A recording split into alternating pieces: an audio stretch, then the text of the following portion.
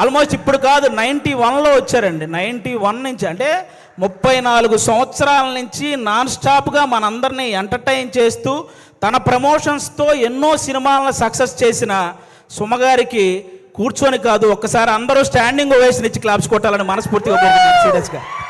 Seriously అసలు అంటే నాకు ఇష్టమైన హీరోలకి, కమెడియన్లకి, డైరెక్టర్లకి, వీళ్ళందరికీ చాలామందికి పద్మశ్రీ అలాగే పద్మభూషణ్ ఇలాంటి అవార్డులు మీరు రావటం చూశారు. అవన్నీ మనకు కూడా చాలా హ్యాపీనెస్ని ఇచ్చాయన్నమాట.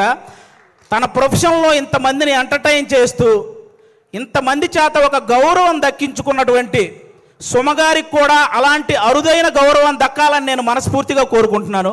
నిజంగా థ్యాంక్ యూ సో మచ్ సుమగారు. మీతో పాటు ఈ సినిమాలో చేయడం నిజంగా మా అందరి అదృష్టం. అది నేను షోల్లో చాలాసార్లు అప్పుడప్పుడు ఈవెంట్స్లో చేశాను, కానీ ఒక ఫుల్ ప్లెడ్జ్డ్గా ఎప్పుడూ మీతో పాటు ఒక ట్రావెల్ చేయలేదు. ఈ సినిమాలో చేయగలిగాను కాబట్టి నిజంగా థ్యాంక్ యూ సో మచ్ అండి దానికి. Thank you. ఇప్పుడు అది ఒక్కటే మాట, అంటే నేను మళ్ళీ మీ మీద పని చేస్తే ఈ సీరియస్నెస్ అంతా పోతుంది. సో నేను దీన్ని చాలా సీరియస్గానే తీసుకుంటున్నాను.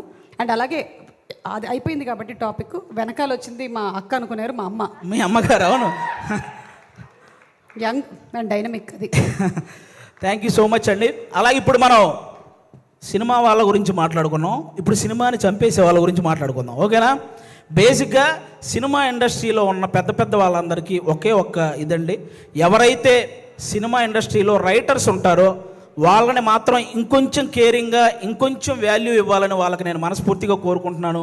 ఎందుకంటే రైటర్ అంటే వాడు ఇచ్చింది తీసుకుంటూ చెప్పింది రాసుకుంటూ వెళ్ళిపోతాడనే ఒక చిన్న ఆలోచన నుంచి రైటర్ అనేవాడు ఒక్కసారి నాకు ఎందుకులే అనుకుంటే ఇండస్ట్రీలో ఎవ్వరికీ పని ఉండదు అనే ఒక పెద్ద ఆలోచన చేయాలని నేను మనస్ఫూర్తిగా కోరుకుంటున్నాను. ఎందుకంటే సినిమా ఇండస్ట్రీకి రైటర్ అనేవాడే ఒక హార్ట్ లాంటి వాడు. గుండె కొట్టుకోకపోతే ప్రాణం పోద్ది, అలాగే రైటర్ అనేవాడు పెన్ను పట్టుకోకపోతే ఖచ్చితంగా సినిమా పోద్ది. అందుకే రైటర్లందరినీ ఒక్కసారి సినిమా ఇండస్ట్రీలో ఉన్న రైటర్లందరినీ గ్యాదర్ చేసి వాళ్ళ కష్టసుఖాలు తెలుసుకొని వాళ్ళకు ఒక నూతన ఉత్సాహాన్ని ఇస్తే ఆటోమేటిక్గా మంచి సినిమాలు వస్తూ ఉంటాయి. ఎందుకంటే 1000 కోట్లకు సంబంధించిన వారణాసి లాంటి ప్రాజెక్ట్ రాయగలిగిన రైటర్లు కూడా మన దగ్గర ఉన్నారు. కానీ కనీసం వాళ్ళ అమ్మకి 1000 రూపాయల మందులు కొనుక్కునే స్థితి కూడా లేక వాళ్ళ టాలెంట్ అలాగే వెనకపడిపోతూ ఉంది. అలా రైటర్స్ అందరినీ ఒక్కసారి గ్యాదర్ చేసి వాళ్ళకు ఒక నూతన ఉత్సాహం ఇవ్వాలని సినిమా ఇండస్ట్రీ పెద్దవాళ్ళందరికీ నేను ఒకసారి మనస్ఫూర్తిగా కోరుకుంటున్నాను. అలాగే మీరందరూ గమనిస్తే ఆల్మోస్ట్ సంవత్సరానికి 150-200 సినిమాలు రిలీజ్ అయితే పట్టుమని 10 సినిమాలు కూడా ఆడట్లేదు సినిమా ఇండస్ట్రీలో. అంటే సినిమాలేమో ఆకాశంలో చుక్కల్లాగా లెక్క పెట్టలేనని వస్తున్నాయి, హిట్లు మాత్రం మన చేతికున్న వేలలాగా లెక్కబట్టగలిగే అన్ని కూడా రావట్లేదు. అంటే దానికి అంటే ఏదైతే ఎంత కష్టం వచ్చినా నిలబడ్డ ఆ 4 ప్రొడ్యూసర్లు వాళ్ళ సంగతి పక్కన పెడితే ఎంతమంది ప్రొడ్యూసర్లు ఇలా వచ్చి మళ్ళీ అలా ఊరెళ్ళిపోతున్నారో మీకు తెలియదు. అంటే కొన్ని 100 కోట్ల నష్టం అవి భరించలేక మళ్ళీ తెచ్చుకున్న పరువును కాపాడు కోసం ఆ ఇస్త్రీ చొక్కాలు వేసుకొని ఈఎంఐలు కడుతూ ఉన్న ప్రొడ్యూసర్లు ఇంకా చాలామంది ఉన్నారు. అంటే దేనికంటే ఇదంతా ప్రతి ఒక్కడు ఏదో ఒక సలహా ఇచ్చేయడమే. మలయాళంలో మంజుమాల బాయ్స్ అని ఒక సినిమా చూసి అలాంటి సినిమా మన వాళ్ళు ఎందుకంటే తీరండి అని, పోనీ అలాంటి సినిమా మన వాళ్ళు తీస్తే అందులో ఐటమ్ సాంగ్ పెట్టలేదని ఏడుస్తారు.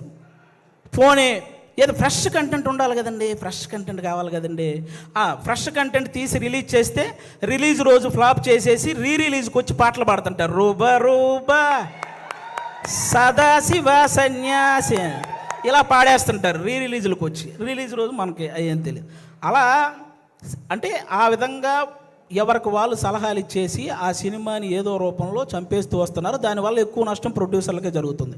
వీటన్నిటికంటే ఏదైతే కొన్ని సంవత్సరాల నుంచి మన తెలుగు సినిమాకి బొమ్మ చూపించిన ఐబొమ్మ అనేది ఒకటి ఉందో ఆ దరిద్రం ఇప్పటితో అయితే పోయింది.